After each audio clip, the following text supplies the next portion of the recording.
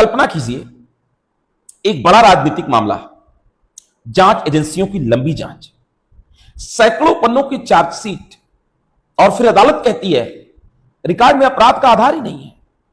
लेकिन कहानी यही खत्म नहीं होती। कुछ ही समय बाद हाईकोर्ट बीच में आ जाता है। तो आखिर दिल्ली की शराब नीति केस में ऐसा क्या हुआ? क्या सच में मामला खत्म हो गया या अभी असली कानूनी लड़ाई बाकी है? आइए पूरी कहानी को डिटेल में समझते हैं। साल 2021 में दिल्ली सरकार ने नई आबकारी यानी शराब नीति लागू की। सरकार का कहना था कि शराब बिक्री में पारदर्शिता आएगी, निजी दुकानों के जरिए व्यवस्था सुधरेगी और प्रदेश सरकार का राजस्व बढ़ेगा। लेकिन कुछ ही महीनों में यह नीति राजनीतिक विवादों के केंद्र में आ गई। दिल्ली के उपराज्यपाल ने आरोप लगाया 2022 में कि नीति बनाते समय गंभीर अनियमितताएं हुई। मामला जांच के लिए सीबीआई को भेजा गया। बाद में मनी लॉन्ड्रिंग के आरोपों की जांच ईडी ने भी शुरू कर दी। जांच एजेंसियों का आरोप था कि कुछ कारोबारी समूहों को फायदा पहुंचाने के लिए कथित रूप से रिश्वत लिया गया। अब मैं नहीं जानता रिश्वत ली गई या नहीं, लेकिन यहीं से यह मामला राजनीति और कानून दोनों का बड़ा संघर्ष बन गया। जांच आगे बढ़ी, कई लोगों से पूछताछ हुई।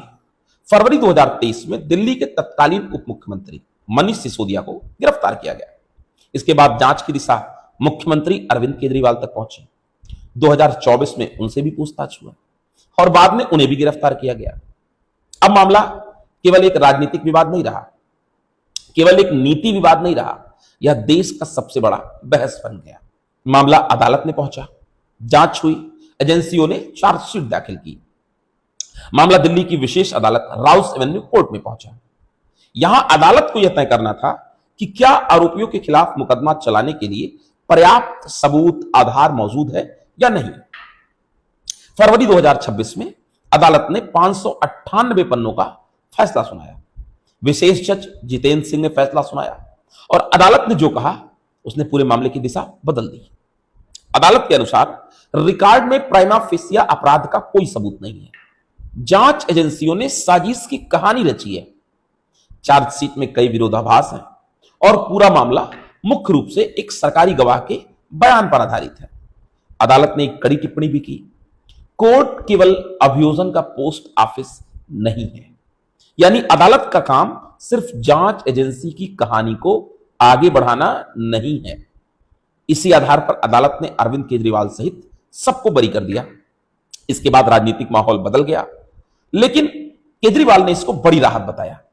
कहानी यही खत्म नहीं हुई। जांच एजेंसी सीबीआई के इस फैसले से सहमत नहीं थी। उसने इस आदेश को दिल्ली हाईकोर्ट में चुनौती दे दिया। हाईकोर्ट ने मामले की सुनवाई शुरू की और ट्रायल कोर्ट की कुछ कड़ी टिप्पणियों पर फिलहाल रोक लगा दी। इसका मतलब यह था कि मामला अभी पूरी तरह समाप्त नहीं हुआ है। अब आगे क्या हो सकता है? अब हाईकोर्ट के सामने 3 संभावनाएं हैं। पहला, अगर ट्रायल कोर्ट का फैसला सही माना जाता है तो आरोपियों को डिस्चार्ज कायम रहेगा, यानी सब बरी रहेंगे। दूसरा, अगर हाईकोर्ट को लगे कि कुछ सबूतों को ट्रायल कोर्ट ने नजरअंदाज किया है तो केस दोबारा ट्रायल के लिए फिर से ट्रायल कोर्ट भेजेगा या फिर हाईकोर्ट में ही सुनवाई होगी। तीसरा, अदालत ट्रायल कोर्ट की कुछ टिप्पणियों को हटाकर आदेश में बदलाव करके फाइनल फैसला दे सकती है। इस समय सच्चाई यह है कि ट्रायल कोर्ट ने आरोपियों को फिलहाल राहत दी है, लेकिन मामला अभी पूरी तरह खत्म नहीं हुआ। अब इस पूरे विवाद का अगला अध्याय दिल्ली हाईकोर्ट में लिखा जाएगा और यही कारण है कि दिल्ली शराब नीति का मामला भारतीय राजनीति और न्यायिक प्रणाली दोनों में सबसे चर्चित मामलों में से एक बना हुआ है। अगर आप चाहते हैं कि ऐसे जटिल कानूनी और राजनीतिक मामलों को सरल भाषा में समझाया जाए तो मेरे चैनल को सब्सक्राइब कीजिएगा और इस वीडियो को शेयर जरूर करिएगा। मैं अपनी टिप्पणी की बात करूं तो मेरे दिमाग में 2 प्रश्न हैं। पहला, क्या ट्रायल कोर्ट इतनी बड़ी भूल कर सकता है कि पूरे मामले को ही रद्द कर दे, जबकि हाई कोर्ट और सुप्रीम कोर्ट के आदेश पर ही केजरीवाल और सिसोदिया के खिलाफ एफआईआर हुई। इस मामले में अरविंद केजरीवाल की पूरी पार्टी को अपराध में संलिप्त माना गया।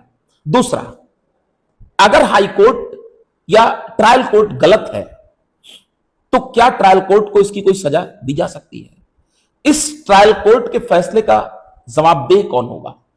क्या इन न्यायालयों पर भी जवाबदेही तय की जाएगी? दूसरा, अगर ट्रायल कोर्ट का फैसला सही था, केजरीवाल की गिरफ्तारी गलत थी, तो क्या देश की सुरक्षा एजेंसियां या इन्वेस्टिगेशन एजेंसीज इसी तरीके किसी को भी जेल में बंद कर सकती हैं। इस वीडियो को यहीं खत्म करते हैं। मैं सिर्फ इतना कहने आया था, अरे भाई सब्सक्राइब कर दिया करो।